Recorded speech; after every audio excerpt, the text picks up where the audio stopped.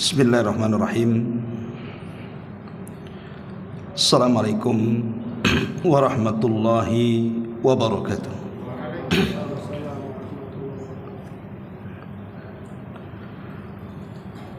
Alhamdulillah. Alhamdulillahilladzi bi ni'matihi tatimmus shalihat. Asyhadu an la ilaha illallah wahdahu rabbi la syarika lah wa asyhadu anna Muhammadan abduhu wa rasuluhu alladzi la nabiyya ba'dah. Faqala Allah azza wa jalla ya ayyuhalladzina amanu taqullaha haqqa tuqatih wa la tamutunna illa wa antum muslimun amma ba'du. Hadirin dan hadirat yang dimuliakan Allah Subhanahu wa taala. Alhamdulillah di malam ini kembali kita bisa bermajlis ilmu di Masjid Muhajirin. Salawat dan juga salam tetap kita hadiahkan kepada Rasul kita Nabi besar Muhammad sallallahu alaihi wa ala alihi wasallam. Pembahasan di malam hari ini masih seputar Ramadan. Dan pada minggu yang lalu kita sudah jelaskan beberapa anugerah-anugerah yang Allah Azza wa Jal anugerahkan kepada kita di bulan Ramadan. Sedikit mengingatkan apa yang sudah kita pahami tentang kemuliaan di bulan Ramadan,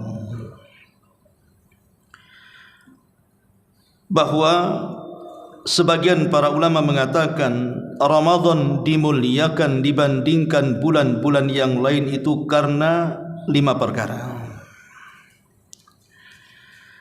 Pertama,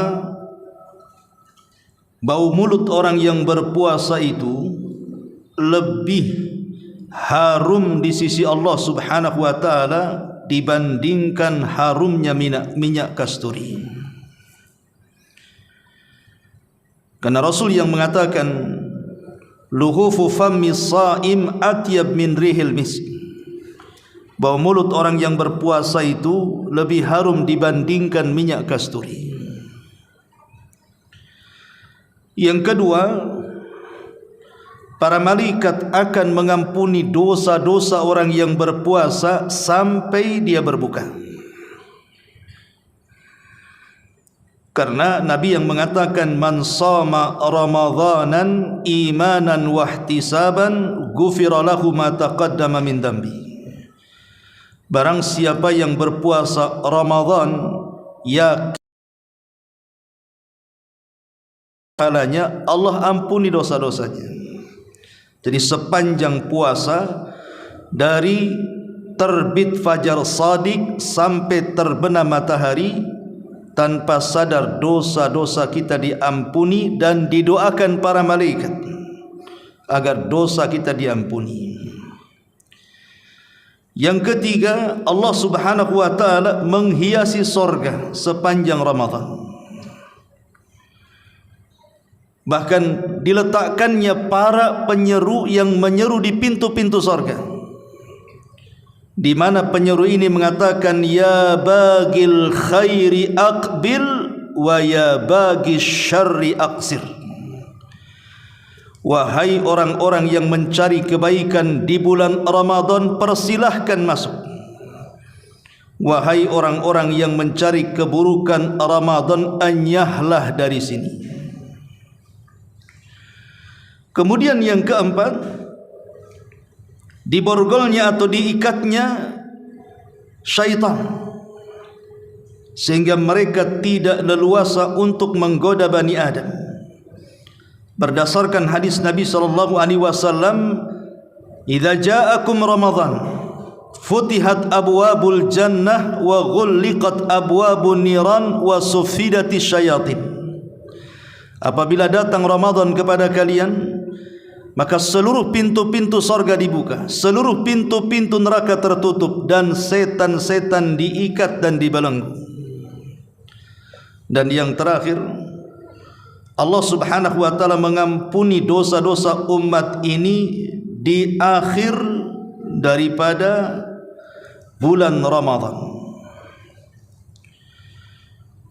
Karena ada hadis yang mengatakan, ketika Nabi SAW mengaminkan doanya Jibril, salah satu orang yang paling celaka adalah orang yang masuk bulan Ramadan dari awal sampai akhir, satu dosa pun tidak diampuni. Kenapa? Karena dia tidak memanfaatkan Ramadan. Tapi orang yang memanfaatkan Ramadan dengan baik, maka ketika dia sukses dari awal sampai akhir, maka Allah subhanahu wa ta'ala hadiahi umat ini dengan ampunan yang luas. Ma'asyiral muslimin yang dimuliakan Allah subhanahu wa ta'ala, inilah 5 keutamaan yang disebutkan oleh para ulama. Dan banyak lagi, bukannya sekedar 5 ini saja. Dan kita tahu bahwa ada adab yang diajarkan Nabi SAW apabila kita melihat hilal Ramadan. 4 atau boleh jadi 5 hari ke depan kita akan menghadapi bulan Ramadan.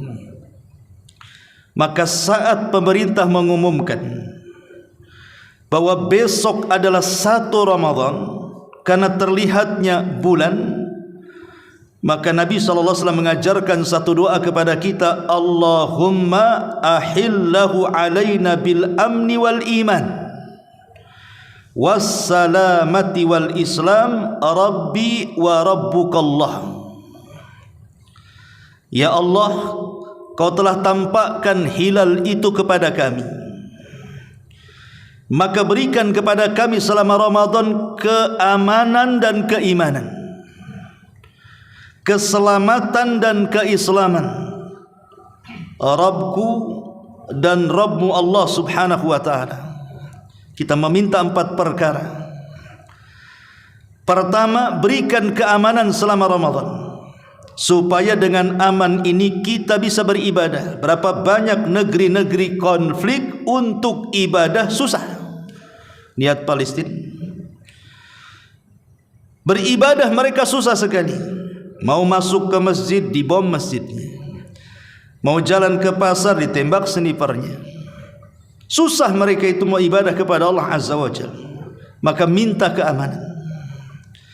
Yang kedua, minta keimanan, karena yang menggerakkan ibadah badan kita dari kepala sampai kaki itu dorongan iman. Tanpa ada dorongan iman, malas kita di bulan Ramadan. Yang ketiga, wassalamati, keselamatan. Jangan sampai ditimpa sakit badan kita, jangan sampai ditimpa persoalan urusan hidup kita sehingga kita akhirnya tidak konsentrasi dalam ibadah. Minta keselamatan. Dan juga keislaman, istiqomah di dalam menjalankan syariat-syariat Islam di bulan Ramadan. Inilah permintaan kita kepada Allah di permulaan Ramadan, karena 4 perkara ini yang menyukseskan kita memakmurkan Ramadan. Ma'asyiral muslimin wal muslimat rahimakumullah, Hasan al-Basri, seorang alimin ulama'i tabi'in, satu hari dia lewat di sebuah kaum yang mereka sedang tertawa. Kemudian dia mengatakan, innallaha jalla wa ala ja'ala syahra Ramadan midmaran li khalqihi. Kata Hasan al-Basri kepada orang-orang yang tertawa saat Ramadan, dia mengatakan, wahai orang-orang yang tertawa, sesungguhnya Allah telah menjadikan Ramadan ini gelanggang olahraga, di mana orang-orang itu yatasabaquna fil khair, berlomba-lomba untuk mengejar kebaikan. Kenapa kalian tertawa? Ini Ramadan, tempat berlomba-lomba mengejar kebaikan. Yastabiquna fihi li ta'atihi, fasabaqa qaumun fafazu wa takhallafa qaumun fakhabu fal ajabu kullal ajabi lidh-dhahikil la'ibi fil yaumil ladzi faza fihi sabiqun wa khaba fihi mubtilun. Kata dia, ini bulan tempat berlomba-lomba mencari ketaatan kepada Allah Subhanahu wa taala. Maka ada kaum yang mereka berlomba-lomba di dalam sirkuit ibadah, kemudian mereka berhasil. Tetapi ada juga yang kemudian mereka berleha-leha, maka mereka pun binasa di bulan Ramadan. Maka sungguh heran di atas keheranan, kok masih ada yang tertawa main-main di hari ketika manusia berlomba-lomba untuk mengejar kemenangan. Begitulah nasihat Hasan Al-Basri kepada kita semuanya, bahwa Ramadan ini adalah sirkuit supaya kita ini bisa memenangkan perlombaan, dan sampai finish kita sudah berhasil dengan keberhasilan yang gemilang. Ma'asyiral muslimin yang dimuliakan Allah Subhanahu wa taala. Makanya Ibnu Umar bin Khattab radhiyallahu an, apabila datang bulan Ramadan, beliau mentarhib, mengucapkan selamat kepada bulan Ramadan dan mengatakan marhaba bimadharina minadz-dzunub, selamat datang bulan yang akan menggugurkan dosa-dosa kami, kata Umar. Jadi Umar begitu senang dengan kedatangan Ramadan. Selamat datang wahai Ramadan, dengan kedatanganmu dosa-dosa kami akan tergugurkan. Begitulah para salafun saleh berfikir tentang kedatangan Ramadan. Mereka sangat bahagia luar biasa, sampai-sampai Ahnaf ibn Qais rahimahullahu ta'ala, usia dia sudah tua, sudah renta, secara fisik mungkin sudah tidak kuat lagi lah dia berjalan apalagi puasa, tapi dia memaksakan puasa. Kemudian dikatakan kepada Ahnaf ibn Qais, innaka syaikhun kabir wa inna siyama yud'ifuka ya syekh.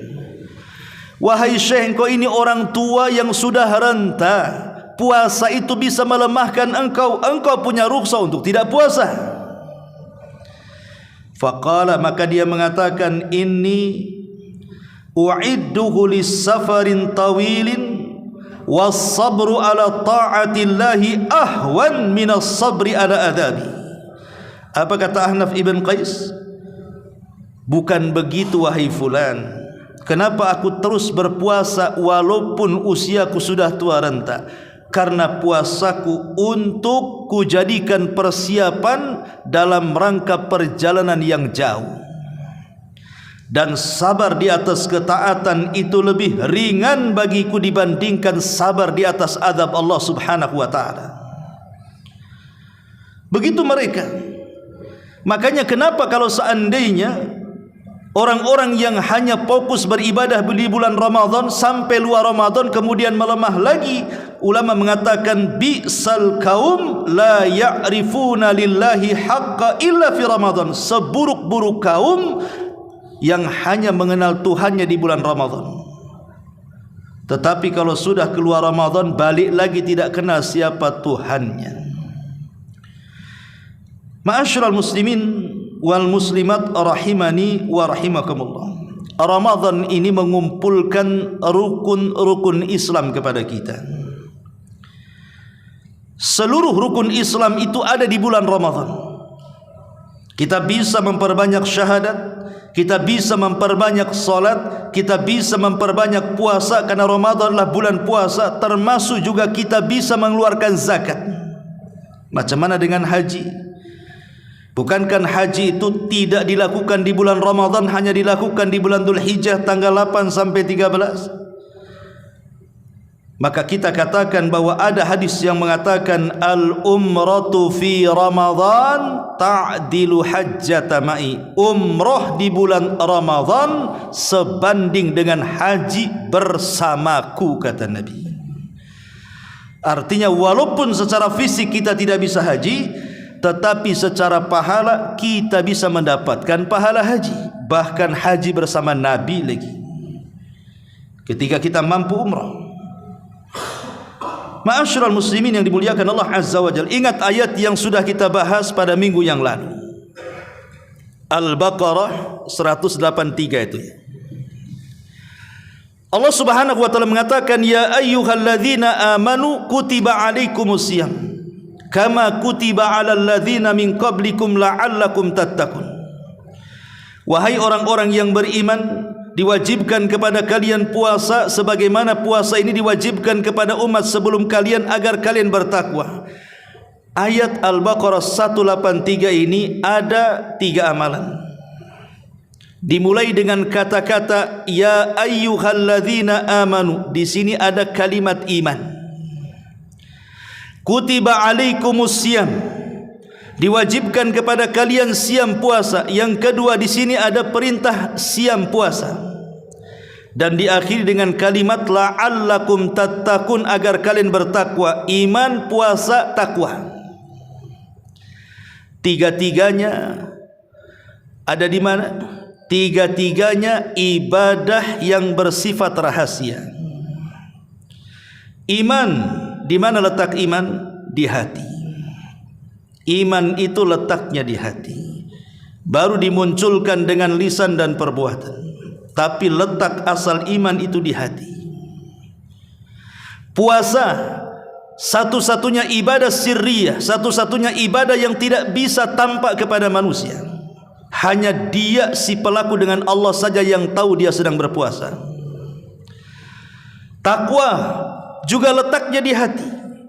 Nabi yang mengatakan at-taqwa hahuna, takwa itu di sini, takwa itu di hati, kata Rasul. Artinya iman itu amalan hati, puasa juga amalan sirriyah yang tidak tahu kecuali si pelaku dengan Allah. Takwa juga letaknya di hati. Jadi semua tersembunyi. Iman tersembunyi, puasa tersembunyi, takwa pun tersembunyi. Karena ini adalah ibadah tersembunyi, mulai dari seruannya sampai akhir hikmahnya. Makanya kemudian puasa ini disebut dengan ibadah rahasia. Karena ibadahnya rahasia, maka pahalanya juga rahasia. Disinilah Nabi SAW mengatakan as-sawmu li wa ana ajzi bihi. Puasa itu untukku, kata Allah, aku yang akan membalasnya. Kalau semua amalan selain puasa itu pahalanya diwakilkan kepada para malaikat. Kata Allah, catat wahai malaikat si fulan sudah salat. Catat wahai malaikat si fulan sudah zakat. Catat wahai malaikat si fulan sudah haji. Jadi pahala semua selain daripada puasa itu Allah wakilkan untuk mencatat kepada para malaikat, kecuali puasa. Puasa itu tidak diwakilkan catatan pahalanya kepada para malaikat. Malaikat sampai tidak tahu berapa pahala puasa, karena Allah yang mencatatnya langsung. Itulah yang dikatakan puasa itu untukku, kata Allah, karena tidak diwakilkan kepada para malaikat, dan aku yang akan membalasnya. Sesuatu pahala yang dirahasiakan, dipastikan pahala itu besar. Apalagi yang merahasiakannya Allah. Makanya Allah Subhanahu wa taala berfirman di dalam surah As-Sajdah ayat 17, "Fala ta'lamu nafsun ma ukhfiya lahum min qurrati a'yun jazaa'an bima kanu ya'malun." Tak seorang pun mengetahui apa yang dirahasiakan Allah Subhanahu wa taala untuk mereka dari pahala yang menanti di hadapan pandangan-pandangan mereka sebagai balasan terhadap apa yang mereka telah kerjakan di dunia. Maksudnya apa? Sorga. Sorga itu oleh Allah Subhanahu wa taala dirahasiakan kenikmatannya. Sesuatu yang rahasia itu pasti indah, pasti besar. Makanya Nabi SAW mengatakan, Allah Subhanahu wa taala berfirman dalam hadis kursi, a'dadtu li ibadis salihin ma la ainun ra'at wa la udhunun sami'at wa la khatara ala qalbi bashar. Aku sudah sediakan kepada hambaku yang saleh itu sebuah kenikmatan yang tidak pernah dipandang mata, didengar telinga, terlintas dalam pikiran manusia pun tidak terlintaskannya. Saking indahnya. Maka begitu juga puasa, karena puasa itu sesuatu yang dirahasiakan pahalanya, dipastikan besar isinya. Apalagi sudah saya jelaskan minggu yang lalu, satu-satunya ibadah yang tidak akan dirampas pahalanya oleh siapapun kecuali puasa. Kita solat dapat pahala solat, bisa saja solat kita diambil orang. Kita haji dapat pahala haji, boleh jadi pahala haji kita diambil orang. Kita zakat dapat pahala zakat, boleh jadi pahala zakat kita ini dicuri orang. Tapi siapa yang bisa mencuri pahala puasa? Tidak ada, karena pahala ini dipegang oleh Allah Subhanahu wa taala. Jadi di padang mahsyar nanti, di sebuah tempat namanya Qantarah, ketika ada orang-orang yang pernah dizolimi oleh kita di dunia, entah jiwanya kita cabut, entah badannya kita sakiti, entah kehormatannya kita gibahi, dan begitu seterusnya, kita rampas haknya. Mereka akan menuntut pada hari kiamat itu, mana pahala salatmu? Kamu sudah menyakiti aku. Mana pahala hajimu? Kamu sudah membunuh aku. Mana pahala zakatmu? Kamu sudah menghina diriku. Mana pahala birrul walidainmu? Kamu sudah mengambil hakku, dan begitu seterusnya. Akhirnya dia kasihlah tuh pahala-pahala itu. Tapi ketika mereka meminta pahala puasa, Allah tidak kasih. Mana pahala puasamu? Kata Allah, tidak bisa. Puasa untukku, puasa milikku. Dia tidak bisa dibagikan. Makanya sering saya katakan, amalan yang paling banyak memasukkan orang ke surga itu puasa, karena pahalanya tidak bisa diambil orang. Makanya ini kesempatan besar bagi kita memperbaiki puasa kita, karena puasa diawali dengan iman, dan iman itu letaknya di hati. Puasa sendiri amalan rahasia, takwa juga ada di hati. Maka inti daripada puasa adalah menghasilkan kebersihan hati, dan amalan yang paling tinggi dalam hati itu adalah keikhlasan. Makanya puasa itu melahirkan ikhlas. Itu pahala yang, amalan yang paling besar dari amalan puasa itu melahirkan keikhlasan. Ma'asyiral muslimin yang dimuliakan Allah Subhanahu wa taala, masalahnya saya teringat sebuah riwayat saat Ibnu Umar dan ayahnya Umar Ibnil Khattab sedang duduk di Gunung Arafah, di Bukit Arafah, di masa kekhilafan Umar bin Khattab radhiyallahu anhu. Jadi Ibnu Umar itu merasa takjub betapa banyaknya manusia berkumpul di padang Arafah saat haji itu. Dari mana-mana negeri tumpuk, tidak diundang pun mereka datang. Jadi Ibnu Umar mengatakan, ma aktsarul hujjaj ya abi, alangkah banyaknya orang yang haji ke tempat ini. Begitu banyaknya manusia yang berjubel di tempat ini. Tapi kata Umar bin Khattab radhiyallahu mengatakan, ya bunai, ar-raqbu katsirun wal haju qalilun. Kata Umar, wahai anakku, ya betul, yang datang kemari itu memang banyak, tetapi yang benar-benar melaksanakan haji itu sedikit. Entah berapa juta yang datang ke Mekah itu, yang diterima hajinya itu tak banyak. Begitu juga dengan Ramadan.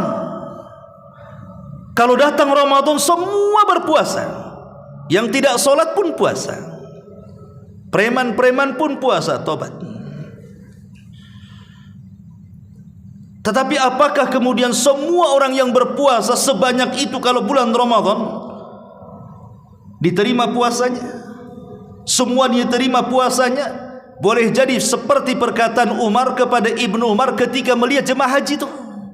Alangkah banyaknya orang yang menahan lapar, menahan dahaga, menahan syahwat, tapi sedikit yang berpuasa betulan. Itu yang kita khawatirkan. Ramainya orang berpuasa di bulan Ramadan itu hanya sekedar menggugurkan kewajiban, tapi tidak mengejar pahala puasa itu sendiri. Padahal pahala itulah yang kita kejar. Ma'asyiral muslimin yang dimuliakan Allah Azza wa Jalla, apalagi kalau ditinjau dari kesehatan. Kita tahu bahwa Nabi pernah mengatakan ma mala'a ibnu Adam wi'a syarran min batni. Dalam hadis Imam Tirmidzi dari Miqdam ibn Ma'di Karib, Rasul mengatakan, tidaklah anak cucu Adam memenuhi sesuatu tempat yang lebih buruk dibandingkan perutnya. Tidak ada sesuatu, tidak ada cucu dari anak Adam, kita ini, yang memenuhi sesuatu yang paling buruk dalam badan kita ini melebihi perut kita. Ketika seseorang kemudian memasukkan apa saja ke perutnya, maka pasti akan menimbulkan berbagai macam madarat dan penyakit. Itu sudah dipastikan. Makanya kenapa Allah membatasi dengan kalimat wakulu washrabu wala tusrifu, makan silahkan, minum silahkan, tapi jangan berlebihan. Apalagi makanan di zaman sekarang itu kan sumbernya kimia semua tuh. Makan buah ada kimianya, makan nasi ada kimianya, hampir semua makanan. Artinya selama setahun perut kita ini dijejeli dengan kimia dan racun, kan begitu. Lah Allah itu sayang dengan kita, makanya disyariatkan puasa untuk membersihkan perut kita. Memang hadis yang mengatakan sumu tasihu, puasalah kalian akan sehat, ini lemah secara lafaz, tetapi secara makna sahih. Memang puasa itu menjadikan orang sehat, kan begitu. Makanya kalau seandainya orang mau medical check up saja, dokter mengatakan jangan makan dulu paginya. Sebab kalau seandainya makan pagi itu bisa mengotori darahnya. Sehingga supaya bersih darahnya, medical check up-nya tepat, akurat, disuruhnya kita puasa. Kalau seandainya puasa sebentar saja hanya untuk medical check up itu bisa membersihkan darah, macam mana kalau 1 bulan dia puasa? Ustadz, masalahnya banyak orang yang puasa itu kok tiba-tiba gula darah naik, tiba-tiba kolesterol naik, tiba-tiba berat badan pun ikut naik tuh. Coba nanti kalau Ramadan, sebelum masuk tanggal 1 Ramadan, beli timbangan antum, timbang badannya. Nanti di akhir Ramadan timbang lagi, nyusut atau ngembang ya.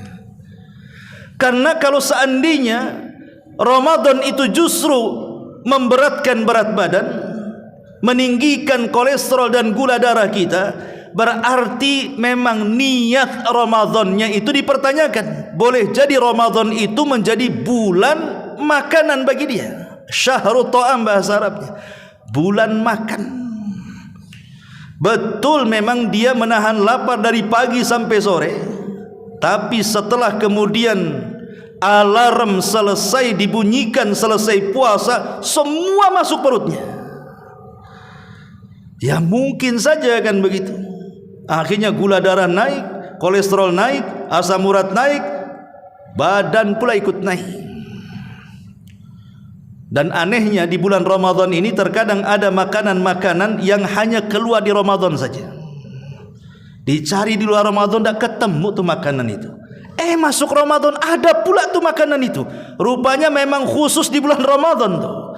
Seolah-olah Ramadan dijadikan syahru kuliner jadinya. Bulannya orang kuliner. Dikejarnya tuh makanan itu. Ma'asyiral muslimin yang dimuliakan Allah Subhanahu wa taala, ini kan sebenarnya kalau kita melihat bahwa puasa ini sebenarnya kesempatan juga kita ini menjaga kesehatan, karena yang namanya kesehatan itu kan pilihan, adapun mati itu sudah takdir. Kan sehat itu kan pilihan kita. Kalau mau sehat ya jaga kan begitu. Tidak mau sehat, makan aja segala. Ustaz, ada juga si anu itu jaga kesehatan luar biasa, mati juga. Saya yang nggak dijaga tak mati-mati. Mati itu takdir. Banyak orang yang pasiennya yang dijaga masih hidup, dokter yang ngobatinya mati duluan.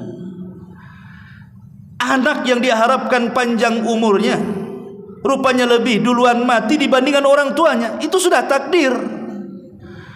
Tapi kan sehat pilihan, ikhwan. Ma'asyiral muslimin yang dimuliakan Allah Subhanahu wa taala, makanya dari sini pentinglah seseorang itu mengambil hikmah puasa supaya merangsang lagi bahwa memang puasa itu bukan hanya dilihat dari sisi ibadahnya saja, banyak aspek yang kita akan dapati saat berpuasa itu. Intinya bahwa bulan Ramadan adalah syahru asyam, bulannya orang puasa, dan saya sudah jelaskan tentang hikmah dan manfaatnya pada minggu yang lalu, betapa indahnya puasa itu dengan berbagai macam manfaatnya. Ya. Ma'asyiral muslimin rahimakumullah. Tentu di antara adab-adab puasa itu kan ada dua.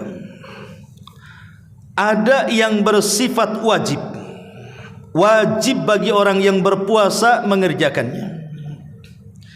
Ada yang bersifat sunnah. Jadi kalau puasa kita ingin berkualitas, perhatikan etika dan adabnya. Adapun adab-adab yang wajib bagi orang yang berpuasa, disebutkan para ulama, faminal adabil wajibati an yaquma as-shaim bima aujaballahu alaihi minal ibadati al-qawliyati wal fi'liyati wa min ahammiha as-salatul mafrudatu wa hiya akad arkanil Islam ba'da syahadataini. Ada bagi orang yang berpuasa yang wajib, yang tidak boleh tidak harus dikerjakan orang yang berpuasa, adalah ibadah-ibadah yang diwajibkan, baik bersifat ucapan atau perbuatan. Ucapan ya tentu syahadat, perbuatan solat 5 waktu. Bagi orang yang berpuasa wajib solat 5 waktu. Kenapa? Karena banyak orang yang berpuasa tidak sholat 5 waktu. Aneh gitu ya. Sahur dia bangun, subuh dia tidur. Buka maghrib dia menikmati, maghrib pula lewat sama dia. Lah ini kan aneh bin ajaib orang yang kayak gini nih. Kok dia bisa mementingkan yang wajib, yang mempengaruhi kewajiban yang lainnya seperti sholat, atau mementingkan yang sunnah sementara dia meninggalkan yang wajib? Maka puasanya bermasalah. Syekh Utsaimin rahimahullah telah ditanya tentang orang yang berpuasa tapi meninggalkan sholat, dia mengatakan tidak diterima puasanya, karena yang menentukan diterima dan tidaknya puasa itu adalah baik tidaknya sholatnya. Ini yang pertama. Yang kedua, kewajiban orang yang berpuasa itu an yajtanibas shaim bi jami'i ma harramallahu alaihi minal aqwali wal af'al. Wajib orang yang berpuasa saat berpuasa meninggalkan sesuatu yang telah Allah haramkan, baik ucapan, baik perbuatan. Ucapan umpamanya seperti ghibah, jauhi, dusta, namimah, mencaci, memaki, menghina, merendahkan, dan begitu seterusnya. Perbuatan, tundukkan pandangan, jangan memandang yang diharamkan. Sumpal tu telinga, jangan mendengar yang diharamkan. Kemudian jaga tu kaki, jangan melangkah ke tempat-tempat yang diharamkan. Karena perkara-perkara maksiat dalam puasa itu akan menggugurkan pahala puasa.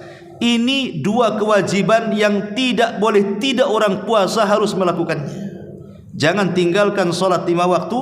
Yang kedua, tinggalkan maksiat. Adapun yang sunnah, ya yang sunnah tentu banyak ya. Seperti orang yang berpuasa, jangan tinggalkan sahur, walaupun sahur sunnah, karena dalam sahur itu terdapat berkah. Dan itulah yang membedakan puasa kita dengan ahli kitab. walaupun sunnah tetap sahur. Karena sahur itu manfaatnya besar, bisa menjadikan badan kita tetap kuat saat puasa, sehingga kita bisa melaksanakan ibadah-ibadah yang lain di luar daripada puasa. Yang kedua, menyegerakan berbuka, supaya tidak sama puasa kita dengan ahli kitab. Kata Nabi SAW, la yazalun nas bi khairin ma'ajjalul fitra wa yuakhiru sahur. Umat ini akan senantiasa jaya, kata Rasul, ketika mereka menyegerakan berbuka dan mengakhirkan sahur. Maka sahur dan buka walaupun sunnah tapi sangat dianjurkan, jangan pernah ditinggalkan. Kemudian juga adab yang lainnya, memperbanyak ibadah-ibadah selain daripada puasa. Saat kita puasa, tambahlah dengan ibadah-ibadah yang lainnya. Pertama, salat tarawih. Sudah saya jelaskan, salat tarawih itu adalah ibadah yang sangat agung. Karena Nabi SAW tidak pernah meninggalkan tarawih. Bahkan istri-istrinya, bahkan sahabat-sahabatnya. Makanya sebagian ulama mengatakan salat tarawih itu sunnah muakkadah, karena tidak pernah ditinggalkan Nabi. Dan salat tarawih itu adalah kebiasaan orang-orang saleh, perniagaan orang-orang yang beriman, amalan orang-orang yang sukses. Dan di balik salat tarawih ini ada hubung kait tali kita dengan Allah Subhanahu wa taala di malam hari, dan orang yang salat tarawih akan diampuni dosa-dosanya. Man qama ramadhanan imanan wahtisaban ghufira lahu ma taqaddama min dambi. Siapa yang salat tarawih yakin dengan perintah, mengharap pahalanya, maka Allah akan ampuni dosa-dosanya. Tapi yang jelas bahwa tarawihlah sesuai dengan yang diajarkan Nabi. Sallu kama raaitumuni usalli. Salatlah kalian sebagaimana kalian melihat aku salat, kata Rasul.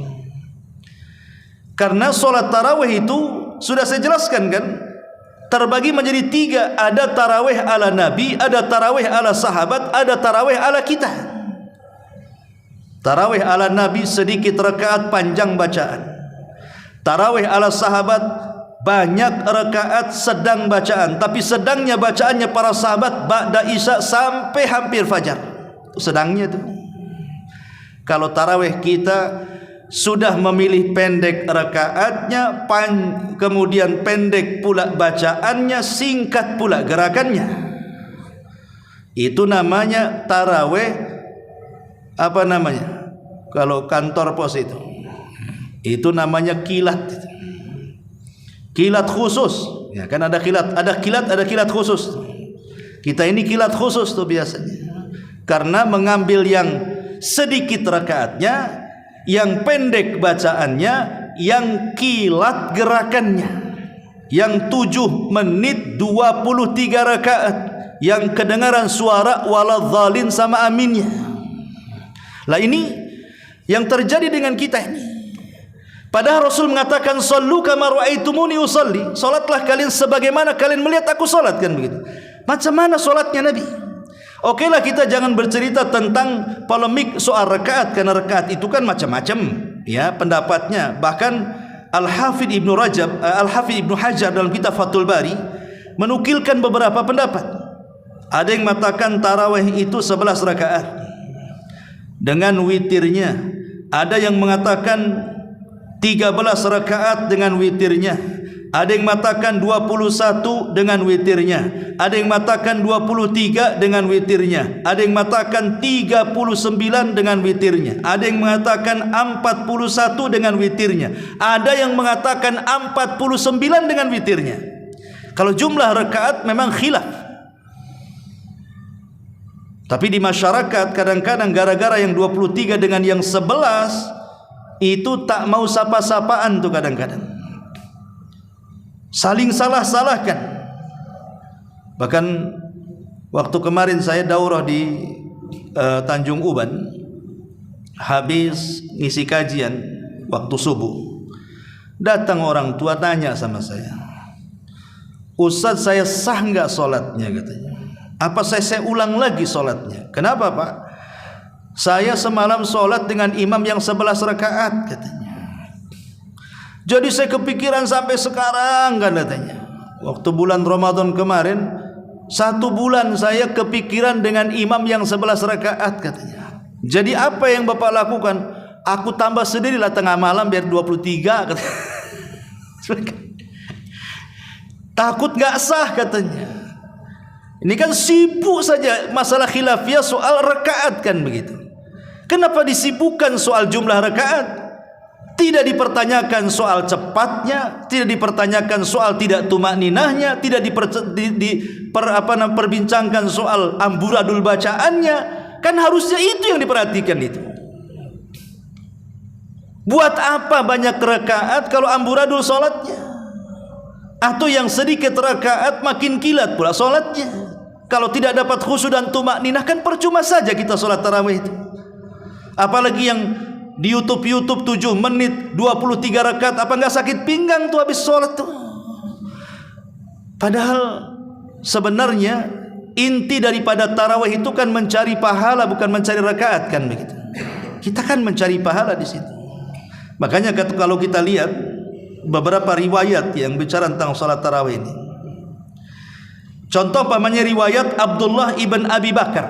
Dia mengatakan, "Sami'tu abi," aku mendengar, kata Abdullah ibn Abi Bakar, ayahku berkata, "Kunna nansarifu fi Ramadan minal qiyami fanasta'jilul khidmah bit ta'ami makhafatal fajri." Kami bubar di bulan Ramadan dari salat tarawih itu dan buru-buru kami pulang untuk menyediakan sahur karena takut fajar menyingsing katanya. Berarti kan salatnya ba'da isya sampai mendekati fajar itu. Bahkan Umar bin Khattab radhiyallahu anhu dijelaskan membagi satu malam itu dengan 3 imam tuh. Mulai dari ba'da isya sampai mendekati fajar. 3 imam gantian, Tamim Ad-Dari, Ubay ibn Ka'ab dan salah seorang sahabat. Bahkan dijelaskan oleh Sa'ib ibn Yazid.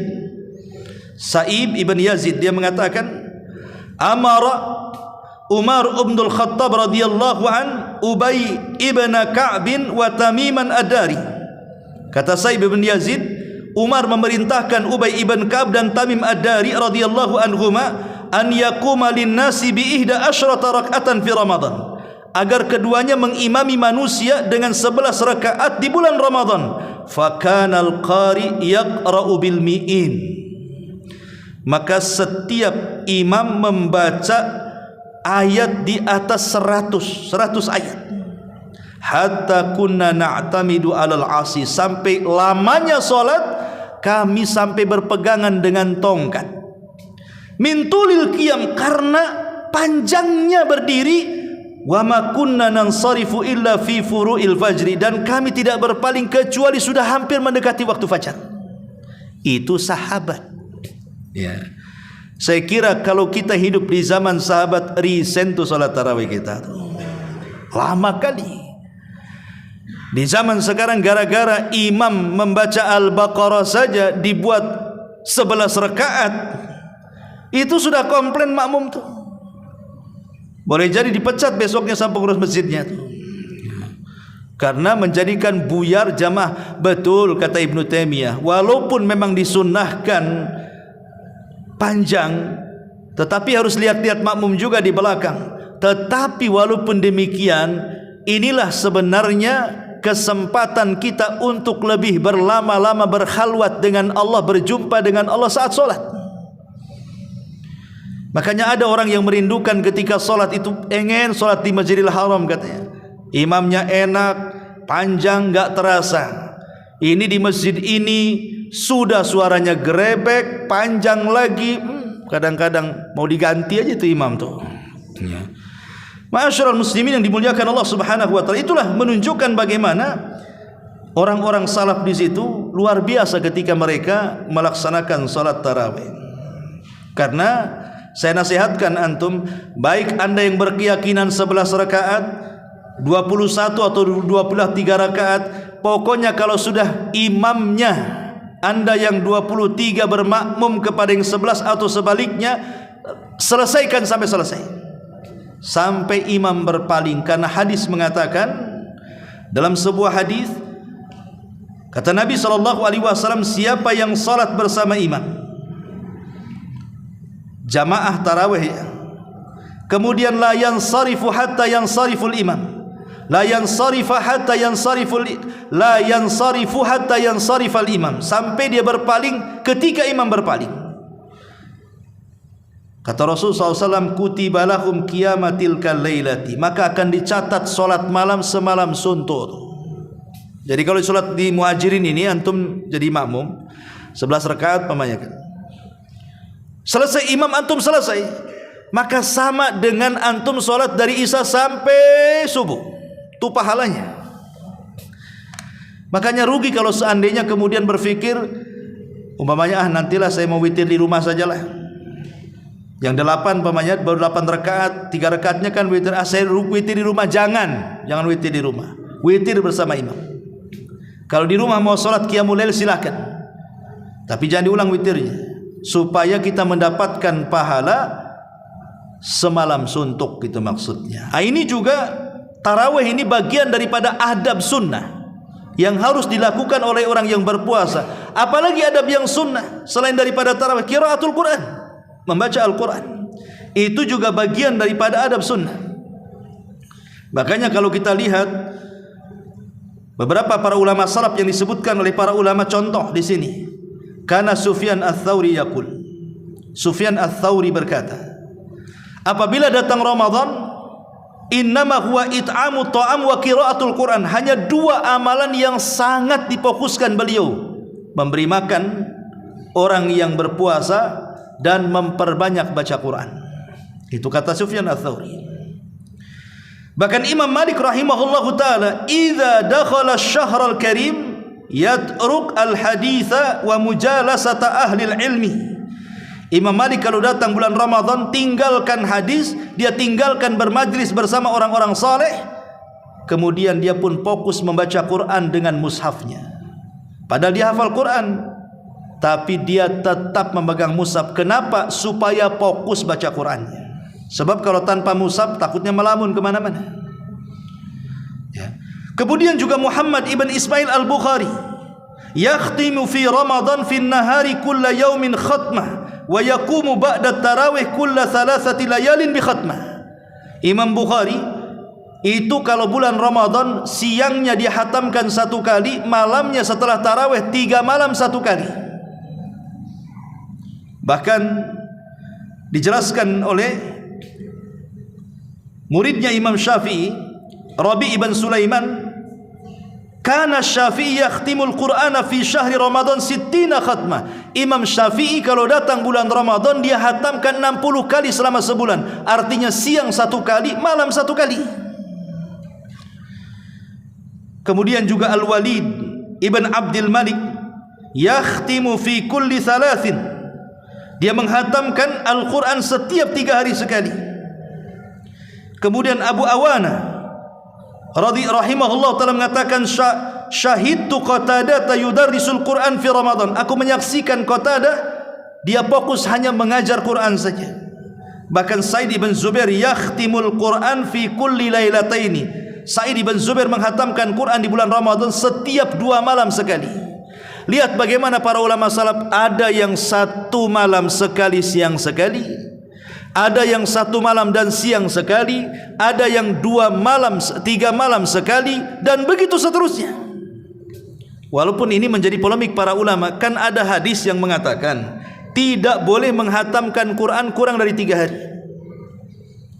Seperti nasihatnya Rasul kepada Abdullah ibn Amr ibn As, dan mengatakan engkau jangan menghatamkan Quran lebih kurang dari 3 hari karena engkau tidak akan paham. Sekarang kalau kita melihat di sini, Imam Syafi'i siang sekali, malam sekali. Imam Bukhari siang sekali, malam 3 malam sekali. Apa tidak menyelisih hadis Nabi ini?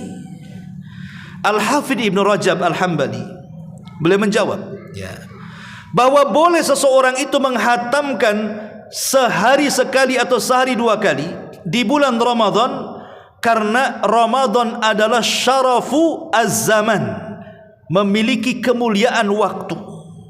Adapun di luar Ramadan kalau bisa jangan. Tapi di bulan Ramadan karena ada kemuliaan waktu, maka dibolehkan, kata beliau, bahkan disunahkan. Jadi mumpung bulan Ramadan, selain daripada puasa, perbanyak baca Quran, gitu maksudnya. Dan sering saya bagi-bagi, orang terhadap Quran itu kan ada tiga. Ada yang mampu membaca lancar, ada yang tidak mampu membaca lancar, ada yang sama sekali tak bisa baca. Yang Allah anugerahkan bisa lancar, kejar hataman. Yang penting kuantitas, jangan pikir kualitas. Enggak perlu kita baca tafsir, tadabbur Quran, nanti itu di luar Ramadan. Di dalam Ramadan, orang yang lancar baca Quran targetnya hatam dengan tartil. Yang kedua, orang yang tidak bisa lancar bacaannya, baca saja. Jangan mikir hatam, baca saja. Karena walaupun dia tidak lancar baca Quran, tetap dapat 2 pahala. Walladzi yatata'u fihi lahu ajran. Siapa yang tertatih-tatih bacaan Qur'annya, tetap dia paksa baca Quran, bagi dia 2 pahala. Pahala membaca Quran dan pahala kesungguhan dia membaca Quran. Bagi yang tidak bisa membaca, dengarkan. Dengarkan orang yang membaca Quran. Setel kaset dari awal Al-Baqarah sampai akhir daripada surah An-Nas, supaya dia juga mendengarkan sampai hatam juga Quran itu.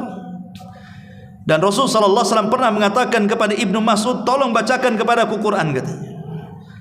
Kata Abdullah Ibnu Mas'ud, bagaimana aku akan baca Quran? Quran kan turun kepadamu, wahai Rasul. Kata Rasul, baca saja. Akhirnya dia pun baca, Rasul mendengarkannya. Dan bahkan Jibril turun setiap Ramadan di malam hari kepada Rasul, murojaah. Kadang Jibril baca, Rasul yang mendengar. Kadang Rasul yang baca, Jibril yang mendengar. Bagi yang tidak bisa membaca Quran, yang penting dengarkan. Karena ini bulan Quran, jangan sampai kemudian lemah membaca Quran. Kalau di bulan Quran kita lemah membaca Quran, di luar bulan Quran pasti malas baca Quran. Karena rangsangan baca Quran di bulan Ramadan itu luar biasa sebenarnya. Maka kejar hataman. Itu yang diwasiatkan para ulama, kejar hataman. Kalau bisa, ya sebulan 2 kali lah kita mampu. Kalau bisa. Kalau tidak bisa, ya sudahlah, ambillah sekali. Kalau tidak bisa juga umpamanya kan, masa separuh Quran tidak bisa. Kalau tidak bisa, ya memang dia malas itu. Bukan tak mau menghatamkan Quran, malas dia. Intinya malas. Ya. Ma'asyiral muslimin yang dimuliakan Allah subhanahu wa ta'ala. Apalagi adab-adab sunnah orang yang berpuasa, bersedekah. Bersedekah, perbanyak sedekah. Abdullah ibn Umar radhiyallahu anhu dikisahkan, wa kana ibnu Umar radhiyallahu anhu yasumu wa la yuftir illa ma'al masakin. Yasum wa la yuftiru illa ma'al masakin. Ibnu Umar itu puasa dan tidak mau buka kecuali ada orang miskin di sampingnya. Ibnu Umar, dia tidak mau berbuka puasa sendirian. Dia akan cari orang-orang fakir, kemudian diajak ke rumahnya, buka sama-sama. Karena Allah berikan rizki, lapangan rizki yang luas Ibnu Umar itu. Makanya sebelum waktu berbuka, dia keliling-keliling cari orang-orang miskin, dibawa ke rumahnya, makan, diajak berbuka. Itu pekerjaan Ibnu Umar radhiyallahu anhu. Kemudian Hammad ibn Abi Sulaiman, Imam Hammad ma'ruf ulama salaf, ulama dunia, yuftiru fi syahri Ramadan 50 rajulan kulla lailatin. Setiap bulan Ramadan dia undang 50 orang untuk makan iftar di rumah dia rame-rame. Begitu lama salaf tuh. Ya. Diajaknya orang, ayo makan-makan. Ya. Ma'asyiral muslimin yang dimuliakan Allah Azza wa Jalla. Bahkan Imam Syafi'i rahimahullahu taala, dia mengatakan, sesungguhnya aku di bulan Ramadan ingin seperti Nabi. Apa yang dimaksud Imam Syafi'i ingin seperti Nabi? Iqtidaan bin Nabi, ingin mencontoh Nabi filju, dalam kedermawanan. Di mana Nabi SAW kalau di bulan Ramadan itu bertambah-tambah dermawannya, apalagi ketika berjumpa dengan Jibril, maka dia akan lebih lagi dermawannya, lebih daripada angin yang menghembus. Kata Imam Syafi'i, aku ingin seperti Nabi. Makanya Imam Syafi'i di biografinya kalau datang bulan Ramadan adalah imam yang paling dermawan di zamannya. karena iktidaan ingin mencontoh Nabi sallallahu alaihi wasallam. Bahkan Abu Aswar Al-Adawi beliau mengatakan kana rijalun min Bani Adi yusalluna fi hadzal masjid ma aftara ahadun minhum ala ta'amin qad wahya. Dia mengatakan dahulu ada kabilah dari Bani Adi, mereka salat di masjid ini. Tidak ada satupun di antara mereka yang memakan makanan sedikit pun karena ketiadaan atau karena kefakiran mereka. Maka dia mengatakan dia pun berusaha untuk membawa makanan ke masjid itu, kemudian membagi-bagi makanan saat mereka iftar. Dari sini ikhwatu fiddin muliakan Allah Azza wa Jal, sedekah di bulan Ramadan itu menjadi 3 tingkatan. Tingkatan yang pertama yang paling afdol adalah memberi makan orang yang berpuasa. Ini tingkatan yang paling afdol. Kalau anda punya rezeki di bulan Ramadan ingin sedekah, sedekahkan untuk memberi makan orang yang puasa. Karena Rasul yang mengatakan man fattara shaim kana lahu ajru shaim. Siapa yang memberi makan orang yang berpuasa, dia dapat pahala orang yang berpuasa. Tingkatan yang kedua memberi makan orang sahur. Pamannya di Masjid Muhajirin ada orang i'tikaf, datang ke pengurusnya kasih duit, di masjid ini sahurnya aku tanggung, kasih makan orang sahur. Baru yang ketiga ya sedekah ke fakir miskin, ke anak-anak yatim, memberi pakaian bagus untuk lebaran biar mereka senang, dan begitu seterusnya. Ini bagian daripada sunnah bagi orang yang berpuasa adalah sedekah. Kemudian juga di antara sunnah orang yang berpuasa adalah itikaf. Dan kebiasaan itikaf Rasul itu kan di 10 akhir Ramadan. Sesuatu yang akhir itu sifatnya itu menentukan, ikhwan. Makanya ada istilah su'ul khotimah, ada istilah husnul khotimah. Ada yang baik akhirnya, ada yang buruk akhirnya. Lah i'tikaf ini bagian yang menentukan, karena biasanya 10 akhir Ramadan itu sudah masuk kepada babak final. Karena sudah lewat penyisihan, sudah lewat semifinal, ini sudah finalnya masuk nih. Disinilah manusia-manusia akan terpilih siapa yang mendapatkan Lailatul Qadar dan siapa yang rugi tidak mendapatkannya. Sehingga Rasul mengatakan faman hurima khairaha faqad hurim. Siapapun yang diharamkan mendapatkan Lailatul Qadar, selamanya diharamkan kebaikan bagi dia. Maka hanya dengan i'tikaf biasanya orang mendapatkan Lailatul Qadar itu. Karena ini finalnya di bulan Ramadan. Sesuatu yang akhir itu menentukan. Umur manusia akhir yang menentukan. 1 sampai 15 itu awal umur kita. 15 sampai 40 itu tengah umur kita. 40 sampai mati itulah akhir umur kita. Kalau di usia 40 sampai mati kita baik, insya Allah husnul khatimah. Kalau di usia 40 sampai mati kita jahat, dipastikan su'ul khatimah. Begitu juga bulan. Bulan ini kan terbagi menjadi 12 bulan. Kalau kita bagi 3, mulai daripada Muharram, Safar, Rabiul Awal, Rabiul Akhir, ini 4 bulan pertama. Kemudian 4 bulan kedua ada Jumadil Awal, Jumadil Akhir, Rajab, Sya'ban. Kemudian ada yang terakhir dimulai dari Ramadan, Syawal, Dzulqa'dah, Dzulhijjah. Maka akhir daripada bulan-bulan setahun itu yang paling baik akhirnya, karena di situ ada Ramadannya, di situ ada Dzulqa'dahnya bulan hurum, di situ ada Dzulhijjahnya bulan hurum, di akhir 2 bulan hurum dan 1 Ramadan. Sesuatu yang akhir itu pasti mulia. Kalau kita melihat hari umpamanya, hari ketika Allah menciptakan langit dan bumi berapa hari? 6 hari. Dimulai hari Ahad, diakhiri hari Jumat. Kita bagi menjadi 3. Ahad, Senin itu awal, Selasa, Rabu itu tengah, Kamis, Jumat itu akhir. Kamis ada puasa Kamis, Jumat pemimpin hari. Oke, kita buat waktu malam, ada awal malam, ada pertengahan malam, ada akhir malam. Maghrib sampai jam 10 awal malam, jam 10 sampai jam 2 tengah malam, jam 2 sampai subuh itu akhir malam. Yang paling mulia itu pasti akhirnya.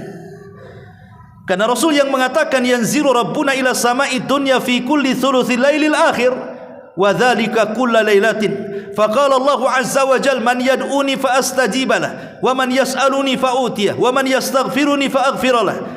Allah itu di sepertiga malam akhir turun ke langit dunia, kemudian memandang hamba-hambanya, kemudian dia mengatakan siapa yang berdoa ku kabulkan, siapa yang minta ku kasih, siapa yang minta ampun ku ampuni dia.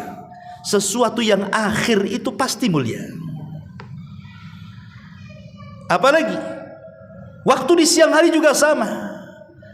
Pasti yang akhir itu dekat-dekat asar tuh. Kan di situ amalan kita diangkat. Ma'asyiral muslimin yang dimuliakan Allah Subhanahu wa taala, maka karena i'tikaf itu posisinya di 10 akhir Ramadan dan itu yang menentukan bulan Ramadan, maka harusnya semangat ibadah di bulan Ramadan itu harus lebih ditingkatkan. Karena umumnya di masyarakat yang sangat ajaib itu adalah awal semangat, tengah kendor, akhir sakit. Nah itulah, itu umumnya kan. Kalau awal semangatnya 45, kalau seandainya ada masjid 5 lantai, 5-5-nya penuh tuh biasanya. Tapi kalau sudah pertengahan Ramadan, tinggal lantainya saja orang yang nggak ada. Kalau sudah akhir Ramadan ditinggalkan masjidnya. Lah ini yang terjadi kan begitu. Padahal harusnya orang itu kan mengukur kemampuan. Jangan diporsir di awal, tetap semangat. Tingkatkan di tengah, klimaksnya di akhir Ramadan. Kata Aisyah radhiyallahu anha, kana an-nabiy sallallahu alaihi wasallam idza dakhala al-ashra shadda mi'zara wa ayqadha ahla. Rasul itu kalau masuk di 10 akhir Ramadan dia kencangkan sarungnya. Artinya apa? Dia tinggalkan istri-istrinya, dia tidak menggauli istri-istrinya. Dia tidak menggauli istri-istrinya, kemudian apa? Justru membangunkan istrinya ikut juga i'tikaf ibadah. Rasul tidak mau terganggu dengan urusan dunia. Makanya dalam bab puasa, kenapa puasa yang paling afdol itu puasa Nabi Daud? Kenapa? Kan ada puasa Ayyamul Bid, ada puasa Senin Kamis, ada puasa Nabi Daud, kan begitu ya. Maknanya begini, ada yang puasa itu 1 bulan 3 hari saja, itu namanya Ayyamul Bid. Ada puasa itu 1 bulan 8 hari, itu namanya Senin Kamis ya. Ada puasa 1 bulan 15 hari, itu namanya puasa Daud. 1 hari puasa, 1 hari tidak. Kata Nabi SAW, afdolus siyam siyamu Daud. Seafdol-afdolnya puasa itu puasa Nabi Daud. Kenapa? Kenapa Nabi Daud? Kan Nabi Musa juga puasa, Nabi Isa juga puasa, Nabi Ibrahim juga puasa. Kenapa kemudian Nabi Daud? Pertama, karena Daud itu raja dari raja-raja Bani Israel. Bahkan dia pertama yang jadi raja plus jadi nabi.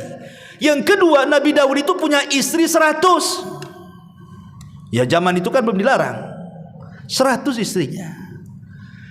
Tapi 100 istri bisa dia 1 hari puasa, 1 hari tidak kan? Kalau antum 1 istri tak mau puasa. Itu masalahnya. Nabi Daud itu istrinya banyak tapi bisa menahan syahwatnya. Cuman melayani keluarga 15 hari, 15 harinya fokus dia ibadah kepada Allah Azza wa Jalla. Lah Rasul mencontohkan seperti itu. Ashrul awakhir, 10 akhir Ramadan ini bukan tempat syahwat. Dia tinggalkan istrinya, maksudnya tidak menggaulinya, malah justru diboyong ke masjid i'tikaf kalian. Karena Rasul ingin mengajarkan bahwa itulah final daripada perlombaan kita di bulan Ramadan, 10 akhir Ramadan. Makanya 10 akhir Ramadan inilah yang menentukan berhasil dan tidaknya kita di bulan Ramadan. Dari situlah makanya sebenarnya banyak sih pelajaran yang bisa kita petik selama Ramadan itu. Seperti jadikan Ramadan itu mengingatkan kita kepada hari akhir. Bukankah nanti di padang mahsyar kita tidak akan makan, kita tidak akan minum, kita tidak akan berhubungan, dan matahari didekatkan di atas kepala. Maka di bulan Ramadan sama. Kita tidak makan, kita tidak minum, kita tidak berhubungan di siang hari. Ingatkan bahwa siang hari di bulan Ramadan, seolah-olah kita berada di padang mahsyar. Ya. Kemudian juga jadikan pelajaran Ramadan bukan hanya sekedar diingatkan dengan padang mahsyar. Ramadan itu kan ajang mencari pahala sebanyak-banyaknya. Namanya mesin produksi tercepat dan terbanyak pahala itu di bulan Ramadan. Karena satu amalan bisa dilipat-lipatkan oleh Allah Azza wa Jalla. Kata Hafidz Ibnu Rajab, ada dua perkara yang bisa dijadikan oleh kita mesin tercepat memproduksi pahala. Pertama sarafuz zaman, yang kedua saraful makan. Pertama kemuliaan tempat Mekah, itu mesin produksi pahala tercepat. Satu kali sholat sama dengan 100.000 kali sholat. Kan cepat tuh dapat pahalanya tuh. Kalau di Muhajirin ya 100.000 baru dapat. Sana satu sama dengan 100.000 di sini. Kan cepat tuh mesin pahalanya tuh. Yang kedua syarafuz zaman, kemuliaan waktu. Itulah Ramadan, kemuliaan waktu itu. Disinilah tempat kita ini dilipat-lipat gandakan pahala kita. Maka Ramadan itu hanya berlangsung 1 bulan. Maka jadikan Ramadan seolah-olah Ramadan terakhir bagi kita. Insya Allah seperti Rasul mengatakan, salli ka salatil muaddi, salatlah kamu seperti salat selepas salat kau akan mati. Maka kiaskan dengan Ramadan, jadikan Ramadan seolah-olah selesai Ramadan akan mati. Kira-kira Ramadan akan berlalu begitu saja atau tidak? Tentu dia akan perbaiki Ramadan sebaiknya. Wallahu alam. Ini diantara nasihat untuk bekal di bulan Ramadan. Subhanallah bihamdika asyhadu an la ilaha illa anta astaghfiruka wa atubu ilaik. Allahu taala alam. Assalamualaikum warahmatullahi wabarakatuh.